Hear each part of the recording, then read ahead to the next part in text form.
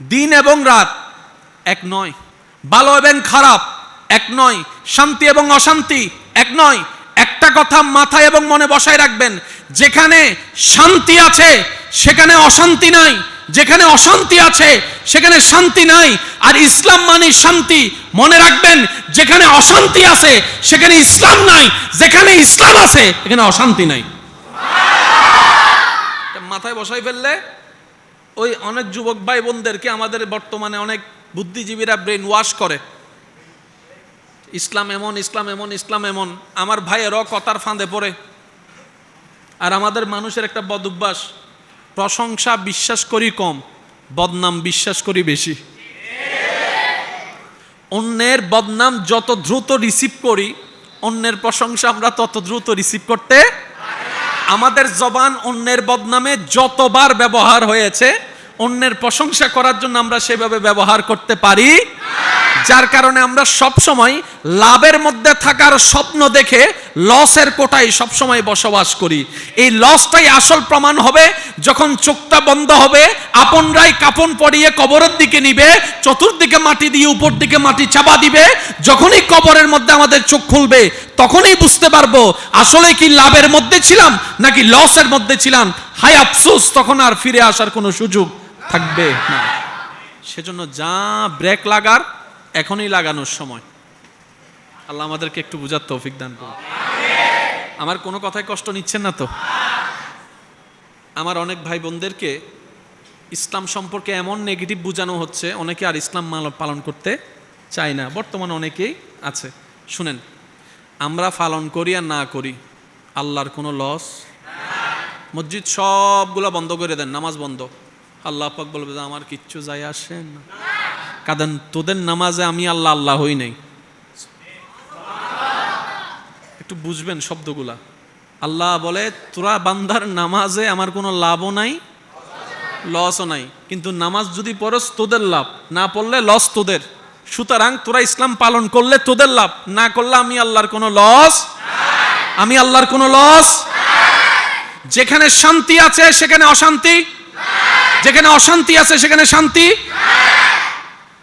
কষ্ট না নিলে দুই একটা কথা বলবো। বাংলাদেশে আইন আছে না, সাজা আছে না, এগুলা কেন? যাতে অপরাধ দিন দিন এখন কি অপরাধ দিন দিন কমছে না? কেন? আমার যে কোনো ভাই বলবে আসলে আইন আছে, আইনের প্রয়োগ নাই। এই কথাই তো বলবেন। আমি দেশের আইনের প্রতি সর্বোচ্চ শ্রদ্ধা রেখে কথাটা বলছি। আইন হয় মানুষের জন্য, গরু ছাগলের জন্য আইন। এটার লক্ষ্যটা কি? অপরাধ যেন কমে, চুরি যেন কমে, ডাকাতি যেন কমে। শব্দগুলো একটু নোট করবেন। ডাকাতি যেন কমে, ইফটিজিং যেন কমে, বউয়ের উপর অত্যাচার করা যেন কমে, মা বাবাকে কষ্ট দেওয়া যেন কমে, 2 নম্বরই হওয়া যেন কমে, ওজনে কম দেওয়া বেশি দেওয়া যে বেজালটা ওইটা যেন কমে, জায়গার দলিল নিয়ে 2 নম্বরই করা যেন কমে, টাকা নিয়ে টাকা মেরে খাওয়ার অভ্যাস যেন কমে। এগুলা কমলে লাভ কি? সমাজটা সুন্দর থাকবে, শান্তিতে থাকবে। তার মানে আইনের মেন লাখ কাজ কি? সমাজ যেন শান্তিতে থাকে। তো সমাজ কি গরু ছাগল নিয়ে না মানুষ নিয়ে? সেজন্য আইনের মাধ্যমে মানুষকে কন্ট্রোল করা হয়। ইসলাম বলে অপরাধী একজন, সবার সম্মুখে তাকে এমন ভাবে সাজা দাও যে একটা সাজা দেখে হাজার হাজার মানুষের অন্তরে সেই অপরাধীর বিপক্ষে ভয় সৃষ্টি হয়ে যাবে, সবাই অপরাধ থেকে বেঁচে যেতে পারবে। সাজা কয়জনের? লাইন চলে আসবে সবাই, বলেন না, লাইন চলে আসবে।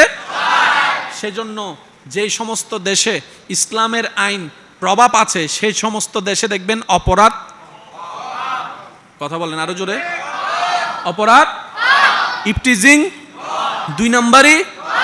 যারা মিডল ইস্টে থাকেন, গিয়েছেন, তারা জানে একটা সময় আরব দেশের মধ্যে আজান হলে মানুষ দোকান যেভাবে ছিল সেভাবে খোলা রেখেই, এখন সেই সুযোগ। আল্লাহ আমাদেরকে একটু বুঝার তৌফিক দান করুন। এবার আসুন আমরা এই জিনিসটা একটু বোঝার চেষ্টা করি। ইসলামের দরকার কি? ইসলামের দরকার হচ্ছে অমানুষ থেকে মানুষ হওয়া, অভদ্র থেকে ভদ্র হওয়া, অশ্লীল থেকে সুশীল হওয়া। বেয়াদব থেকে আদবওয়ালা হওয়া। মনে থাকবে ইনশাআল্লাহ। এবার দেখেন, ইসলামে আপনাকে বিবাহের একটা নিয়ম দিছে কি দেয় নাই? ভাই একটু বলেন। পুরুষ বিবাহ করবে নারীকে, তাই বলে কি যে কোনো নারীকে? নিজের মেয়েকে বিবাহ করা, শুনতে খারাপ লাগলো, বলতে হচ্ছে বোঝার জন্য। নিজের বোনকে বিয়ে করা, নিজের দুধ বোনকে বিয়ে করা, নিজের নানিকে বিয়ে করা, আবার খালতো বোনকে বিয়ে করা, হদনু মুখে তাঁসি বুড়ি গি মামতো বোনকে বিয়ে করা। ও ইসলাম, ওদেরকে তুমি বিয়ে করতে মানা করলা, ওদেরকে তুমি বিয়ে করতে জায়েজ দিলা, ব্যাপার কি? মনে রাখবেন, ইসলাম যেখানে হ্যাঁ বলবে সেটাও আমাদের জন্য কল্যাণ, ইসলাম যেখানে না বলবে সেখানেও আমাদের জন্য কল্যাণ। এখানে পুরুষ নারীর শুধু ফ্যাক্ট নয়, জেনেটিক একটা ফ্যাক্ট আছে, ডিএনএর একটা ফ্যাক্ট আছে, যেটা বিজ্ঞান বর্তমান প্রমাণ করেছে। 1450 বছর আগে ইসলাম আমাদেরকে সতর্ক করে দিয়েছে।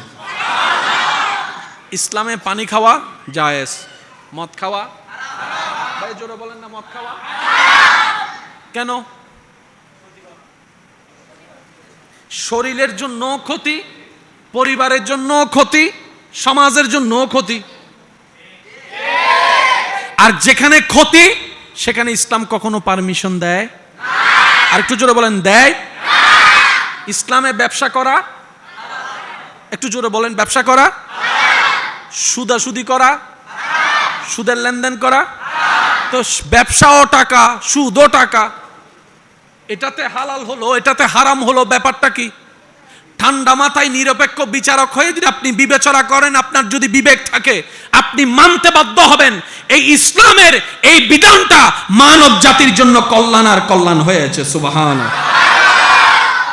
নাম নিতে চাচ্ছি না, বুঝে নেন, বিশ্বের অনেকগুলা দেশ এখন দেউলিয়া হয়ে গেছে। একটু নিউজটা পড়ে দেখেন, তারা সুদের লেনদেনে লেগে, জোরে বলেন না, আপনার এলাকাও কিছু খবর নিয়ে দেখেন, সুদের লেনদেনে লেগে এই মূল দিতে না পেরে সুদ দিতে দিতে অনেকে জায়গা পর্যন্ত বিক্রি করে ফেলতে বাধ্য হয়েছে। তাহলে সুদ জিনিসটা সাময়িক লাভ দেখালেও লম্বা সময়ের জন্য ক্ষতি আর ক্ষতি। আপনি আমি লাগার পরে, গর্তে পড়ার পরে বুঝতে পারছি সুদ খারাপ, কিন্তু ইসলাম সতর্ক 1450 বছর আগে করে দিয়েছে।